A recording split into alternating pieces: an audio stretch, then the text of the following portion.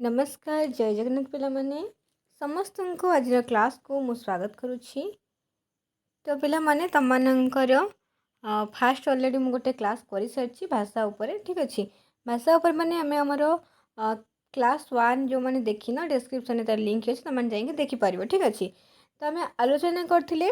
Fast semester तुम जो paper अच्छी तो केते कौन तुम जेहेतु एथर नुआ सिलेबस रही से अनुसार ऑलरेडी क्लास हो सारे तो से तुमर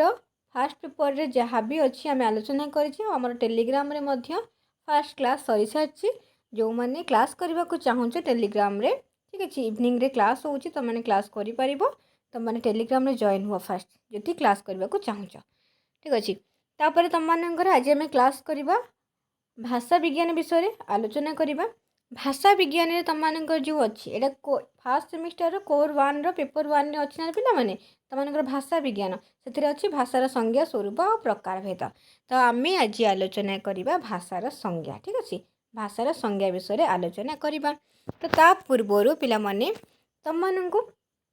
न्यूज जो सिलेबस हिसाब से तुमर क्वेश्चन पैटर्न केमी केमी तुमर केते मार्क क्वेश्चन रोचे केमी कौ कौ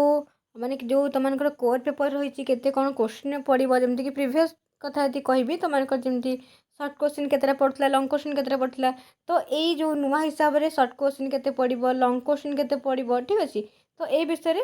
तुम जी जान तो बहुत भल कथा न जान मुझे निहाती भाव में तुम जी कह ठीक अच्छे गोटे सेपरेट वीडियो तुमको नहीं आसबि पूरा संपूर्ण से विषय तुमने जान। तो ये आम भाषा विषय जाना।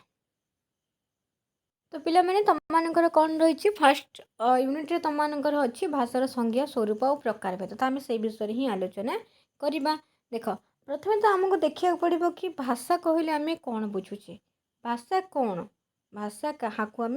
कहवा से विषय जाना ठीक अच्छे। देख आमर भाषा क्या कहवा ना मनुष्यर मुख निसृत अर्थयुक्त ध्वनि को आम भाषा बोली कहवा कौन कहवा ना मनुष्यर अर्थ मनुष्यर मुख निसृत माने मुखर जोटा बाहर आम ध्वनि बोली तो कहूचे ना आम जोटा कहूचे मुझे तुम कहे जो कहूचे से कौन से तो हूँ ध्वनि ठीक अच्छे। बट ध्वनि जिते लिखित रूप नब जो ध्वनिटा को आम धन्य क ख ग म एमती कहूचे तो सहीटा जिते लिखित रूप नब धन्य मुझे कहली भाषा ये भाषाटा को जिते मुझे लिखी से कौन हो ध्वनि जिते लिखित रूप नब लिपिबद्ध रूप नब से अक्षर ठीक अच्छे सेटा गोटे अक्षर आम धन्य मुझे भाषा लिखिली ना मुझे लिखि था भ लिखि था ना भा लिखि था तो यहाँ कौन आम कह कि ध्वनि जिते लिखित रूप नब लिपिबद्ध रूप नब से आमर कौन हम वर्ण बा अक्षर हम वर्ण बा अक्षर हम। तो सहीठू आम देख आमर गोटे जिनस को जाना कहले प्रथम तो फास्ट जिसटा को आमको धरिया पड़ो फास्ट को जीवा पड़ो प्रथम आम कौन कहे ना एक बा एकाधिक वर्ण मिलित हो अर्थ प्रकाश करे ताकू शब्द बोली कहे ठीक अच्छे। मैंने आम कौन कहे भाषा भाषाटा गोटे शब्द ना तुमने जब कह जहाँ भी हो एक बा एकाधिक वर्ण मिलित हो अर्थ प्रकाश कला तेज ताकू शब्द कहले तो पुणी कौन कहे ना एक बा एकाधिक पद ये जो गोटे गोटे पद कह जाए ताहा जना भाषा से जहाँ भी हो ये जो एक बा एकाधिक पद जो मिलित हो अर्थ प्रकाश कले से कौन कहले ना वाक्य बोली कहले। देख ये तुमकर आम गोटे सर्टकट्रे देखा वाक्य क्या कहवा एक बा एकाधिक पद मिलित हो अर्थ प्रकाश कले ताकू वाक्य बोली कहले। देख ये जो सब पद गुरा ये सब मिलित हो कौन कला संपूर्ण रूप से अर्थ प्रकाश कला और गोटे वाक्य है ये गोटे वाक्य ही है टोटाल कि बड़ वाक्य ठीक अच्छे। तो सहीपरी भाव में आम भाषा कहवा तो मनुष्यर मुख निसृत अर्थयुक्त ध्वनि को आम भाषा बोली कहवा। पुणी कहुच्छी भाव विनिमयर माध्यम भाषा भाषा आमर विभिन्न प्रकार तार रही मनुष्यर आम जोटा उच्चारण करुचे मुख निसृत अर्थयुक्त ध्वनि आम ये कौन अर्थ नथिबो कौन गोटे शब्द कि कौन आम ताकू तो सठिक भाव में गणना करें ना ठीक से भाव में मनुष्यर मुख निसृत अर्थयुक्त ध्वनि को आम भाषा बोली कहवा ना भाव विनिमयर माध्यम होउछि आमर भाषा। तो ये आम भाषार संज्ञा कौन दिखाई से विषय जाना। तो तुम तो जान संस्कृत भाष धातुरे अप्रत्यय युक्त हेले आमर भाषा शब्द सृष्टि हुए यहाँ गोटे तुम भाषा संज्ञा तुमने आराम से लिखिपर कि संस्कृतर भाष धातुरे अप्रत्यययुक्त हेले भाषा शब्द सृष्टि होता है। अर्थात जहाँ कुहाଯାଏ ताहा होची भाषा। तो ये कहगला कि आमे जहाँ कहूचे सेटा होची भाषा बोली। एहार प्रतिशब्द होई पारे वचन बा व्यक्तवाणी। आमे जोटा कहूचे तो वचन नहले व्यक्तवाणी। ठीक अच्छे कौन कहगला ना यार प्रतिशब्द होई पारे वचन अर्थात व्यक्तवाणी। भाषा शब्दर एही विभूतिगत अर्थरू भाषा संपर्क रे एक स्थूल परिचय मिलुथिले मध्य पूर्णांग परिचय मिलु नाही। भाषा भितर रही मानव जातिर चिंता शक्ति अभिव्यक्ति और उपलब्धिर एक व्यापक अनुबंध। जमीक ग्रीस भाषा रे कहुई आम एटा संज्ञा पढ़ुचे ना पे धर जमीक ग्रीस भाषा रे कहुई लोगोस। ग्रीस भाषा कौन कहुई ना लोगोस कहुई। ये लोगोस शब्दर अर्थ होची चिंता शक्ति। कारण मनुष्यर चिंताधारा ध्यान धारणा यार माध्यम ही प्रकाशित होता है। माने आमे किसी गोटे चिंता करुचे तापर जाके आमे कहूचे ना आमे डायरेक्ट किसी गोटे कही दउचे कि नाई किसी गोटे भावुचे आमे कहूचे ग्रीक भाषा को कौन कहुए ना लोगोस कहुए। ये लोगोस शब्दर अर्थ कौन ना चिंता शक्ति। कौन ना मनुष्य जो चिंता करुचे जो ध्यान धारणा करुचे एहारी माध्यम ही प्रकाशित होता है भाषा। ठीक अच्छे तापर तुम मानकर कौन रही तुम कहूँ देख ये जदि मुझे कहबी भाषार विभूतिगत अर्थ जोटा आम देखा संस्कृत भाषा शब्द आ प्रत्ययुक्त हो भाषा शब्द सृष्टि होती जार अर्थ हो व्यक्तवाणी अर्थात भाष्य तत् व्यक्त बाग रूपेण अभिव्यज्यते इति भाषा जहाँ वाणी माध्यम अभिव्यक्त करा जाए ताहाकु भाषा बोली कहा जाउची। जहाँ मनुष्य मनोभाव को वचन माध्यम आम कहले वचन बा चिंता शक्ति जहाँ मनुष्यर मनोभाव को वचन माध्यम स्पष्ट भाव में प्रकाश कराई थाए ताहाकु आमे भाषा बोली कहबा। जहाँ आउ थे कहूँ मनुष्यर मनोभाव को वचन माध्यम स्पष्ट भाव में प्रकाश कराई थाए ताहाकु आमे भाषा बोली कहबा। तापर तुम भाषार परिभाषा अच्छी माने जमीक तुम भाषा कौटू कौन जमी कहली तुमको लैंग्वेज लोगोस कथा आम आलोचना करते ठीक से भाषार परिभाषा कौन अच्छी। भाषा शब्दर ग्रीक प्रतिशब्द होउची लोगोस। भाषा शब्दर ग्रीक प्रतिशब्द कौन ना लोगोस। इंग्राजी प्रतिशब्द होउची लैंग्वेज। ग्रीक लोगोस शब्दर अर्थ कौन ना चिंता शक्ति और ज्ञान जोटा कि मुझे ग्रीक लोगोस शब्दर अर्थ होउची चिंता शक्ति। तेणु भाषा मनुष्यर चिंता शक्ति और ज्ञान सहित संपर्कित बोली बहु कालरू ग्रीस दार्शनिक और भाषा विज्ञानी माने उपलब्ध करिपारिथिले। मनुष्यर मौलिक चिंतन विकसित ज्ञानर परिप्रकाश लगी भाषा ही एकमात्र श्रेष्ठ माध्यम। तापर आम जानले एटा ग्रीस रे लोगोस तापर सेमती इंग्राजी रे लैंग्वेज एटा भाषार परिभाषा आम जानुचे ग्रीस रे लोगोस एवं से लोगोस शब्दर अर्थ होची चिंता शक्ति बा ज्ञान जोड़ा कहूँ। ठीक अच्छे तो इंग्राजी रे आमर जमी कहबा कि लैंग्वेज लैटिन इंग्राजी शब्द लैंग्वेजटा ठीक अच्छे लैंग्वेज आम कहूँ भाषार इंग्राजी शब्द तो सीटा लाटिन शब्द लिंगुआरू आसी कौटू आसी लाटिन शब्द लिंगुआ ये सब सर्ट क्वेश्चन मन रख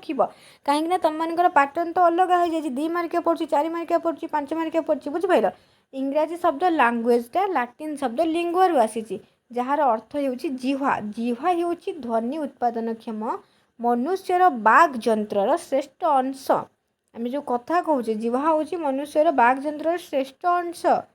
तेणु लैंग्वेज शब्द सूचित कराए जे भाषा सृष्टि मूल मनुष्यर बाग जंत्रर प्रधान भूमिका रही थाए। कौन से सृष्टि कला लैंग्वेज ना लैंग्वेज आमको ये कहला कि मनुष्यर बाग जंत्रर प्रधान भूमिका रही थाए भाषा सृष्टि करिबारे जानल। तापर तुम मानकर भाषार संज्ञा देछि भाषार संज्ञा देछि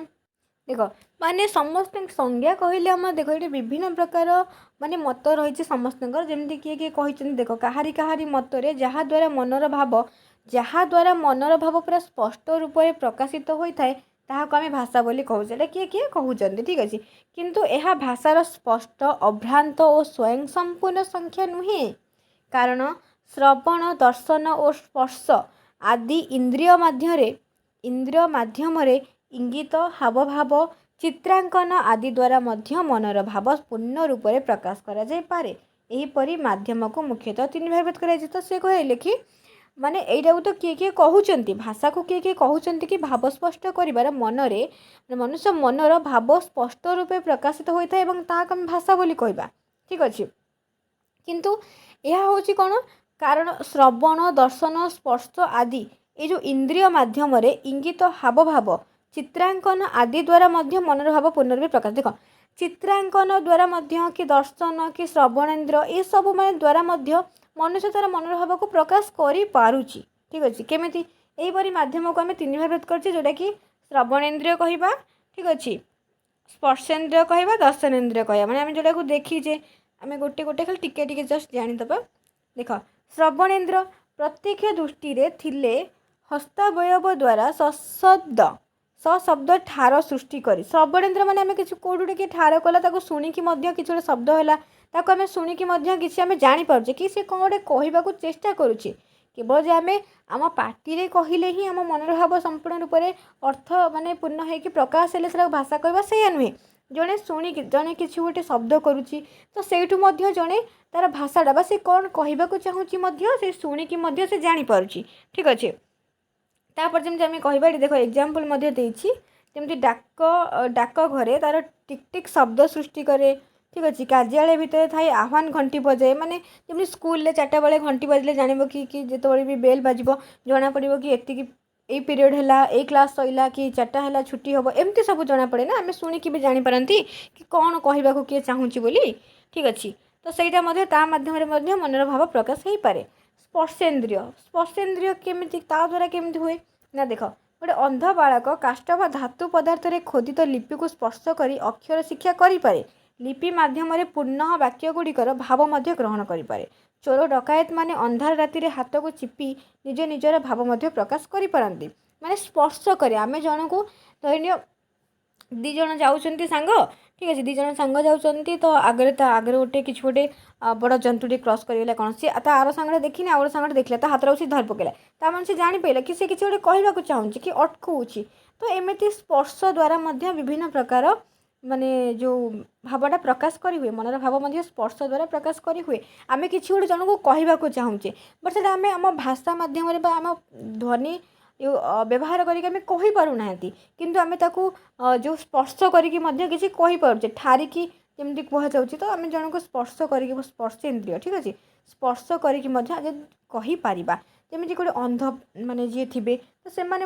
विभिन्न प्रकार शिक्षा शिखी धातु पदार्थ रे खोदित लिपि को से स्पर्श करके अक्षर कहीदे जमीक फोन में तुम कौ नंबर कौटी से कहीदे कहीं से स्पर्श करके भी कहीदे बुझिपार स्पर्श द्वारा आमर भाव प्रकाश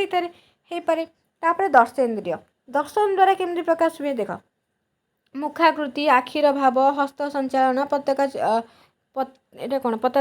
चलन ठीक अच्छे पताका चलन तापर चिठी पत्र आदि द्वारा भाव प्रकाश करा जाय पारे केमिति देख दर्शन माने आम किसी दर्शन करें जनकर आखि देखिक आम कहीपर से कांदुला कि हसुला ठीक है जनक मुह को देखिले जना पड़ो से केते चिंताग्रस्त रही कि माने से मुख देखिक आम जापर जनक मुख देखा ठीक अच्छे जदि सी स्माइल माने स्माइलिंग फेस रे थी तो निहत भाव में किसी गोटे भाभी कि हसुव कि कौन आम से जापर आम मुख को देखिक आम जापर से दुखरे अच्छी कि सुखरे अच्छी मन भाव को आम जापर ठीक अच्छे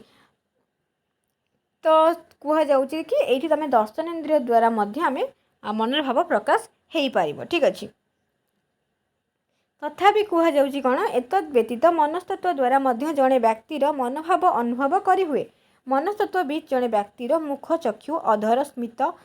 इत्यादि द्वारा सही व्यक्तिर तत्कालीन मनोभाव संपर्क में केतेक अवधारणा करिपारंती किंतु ए सब भाषा पदवाच्य हो पार ना कहीं हो पार ना से जाना कारण एगुड़िक बाक जंत्र द्वारा उच्चारित ध्वनि नुहंती देख आम कहीचे बाक जंत्र हूँ गोटे प्रधान ठीक अच्छे किंतु एगुड़िक जो बाक जंत्र द्वारा कौन उच्चारित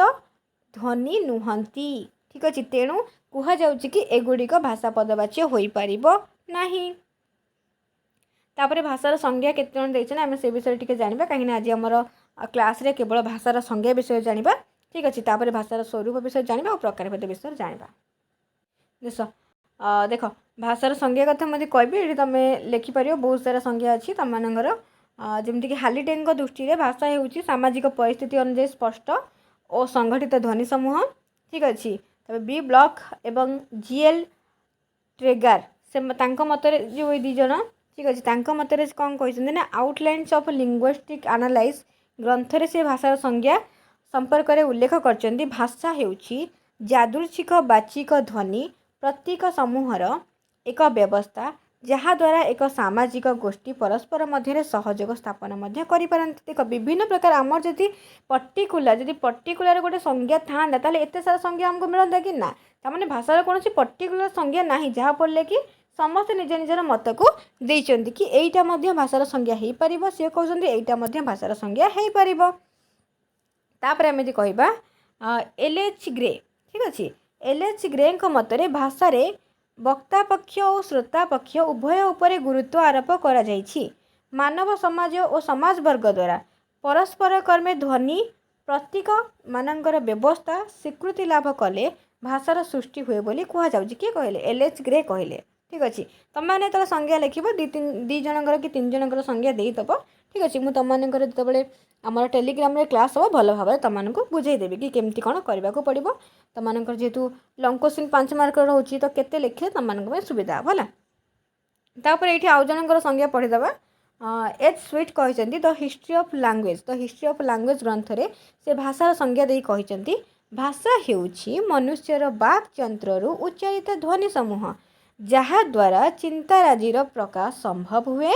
जार उणा अधिके निर्दिष्ट अर्थ थाए। एठारे ध्वनि अर्थ निर्दिष्ट बोली ग्रहण करा जाइछि किंतु यह यादृच्छिक बोली सूचना दिया जाए नाही। तो ये आमर एच स्वीट कौन कहले ना भाषा हेउछि मनुष्यर बाक यंत्र आमर ये मनुष्यर बाक यंत्र बहुत इंपोर्टेंट ठीक अच्छे। मनुष्यर बाक यंत्रु उच्चारित कहीं आमर बाक यंत्रु जो ध्वनि गुड़िक उच्चारित होछि ठीक अच्छे। भाषा हेउछि मनुष्यर बाक यंत्रु उच्चारित ध्वनि समूह भाषा कौन ना मनुष्यर बाक यंत्रु उच्चारित ध्वनि समूह जहाद्वारा चिंताराजीर प्रकाश संभव हुए माने आमे जोड़ा चिंता करुचे सेटा ता माध्यम आमे प्रकाश करुचे आमे कहूचे भाव विनिमयर माध्यम होची भाषा आमे जोड़ा चिंता करुचे ताको कहा द्वारा प्रकाश करुचे कहा द्वारा प्रकाश करुचे आम बाक यंत्रु उच्चारित ध्वनि समूह द्वारा ही आम प्रकाश करुचे आम जोड़ा भावुचे कि कौन करी कौन नहीं क्या कौन कह जोड़ा भावुचे मनरे जोड़ा चिंता करुचे सेटा कहा द्वारा प्रकाश करुचे आम बाक यंत्रु जो ध्वनि समूह उच्चारित होचंदी आम ता द्वारा ही प्रकाश करुचे बुझिपाइल। एटा थिला तमनकर भाषार संज्ञा उपरे ठीक अच्छे। तापर तमनकर नेक्स्ट क्लास रे मु तमनकर भाषार तमनकर पीडीएफ रे खाली इंग्लिश से देछि पिला माने मु तमनको जोटा कहली सेटा सेठु ही तुम लिखिदेव ठीक अच्छे लिखिदेव आ नेक्स्ट क्लास रे तुमर भाषार तुमर कौन अच्छी भाषार संज्ञा स्वरूप प्रकार हे तो संज्ञा विषय तो आम अलरेडी जानले ठीक अच्छे। जदि तुमको तो भल लगी क्लास टी मुझे जानी क्लास टी तुमको केमती लगे पाने जब क्लास टी भल लगी तो गोटे लाइक करने सहित निज सांग मानू सेयार करदेव से क्लास जो मैंने क्लास न करते से भिडियो को देखिए पढ़ी पारे ठीक अच्छे। आउ जो मैंने मोर सबुदिन क्लास करने को चाहूँ +3 कथा मुझे कहूँ सीपीटी कथा कहूँ जो मैंने क्लास करने को चाहूँ तुम मैंने आम टेलीग्राम रे जॉइन होकर क्लास कर पारिबो।